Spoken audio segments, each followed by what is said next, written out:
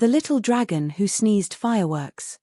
In the Sparkle Mountains lived a tiny dragon named Dizzy, who had one big problem: he sneezed fireworks.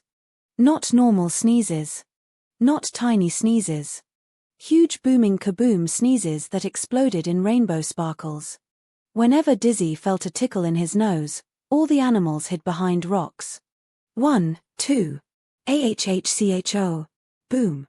Fireworks shot into the sky, stars shaped like bananas, glittery hearts, and once, a giant sparkly chicken.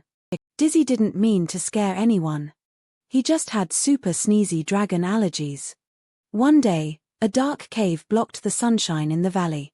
Everyone was worried until Dizzy felt a giant sneeze coming. He sniffled, wiggled, and ahhchoo.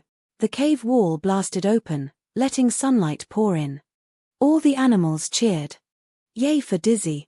Best sneeze ever. Dizzy smiled proudly. Maybe fireworks sneezes weren't such a problem after all.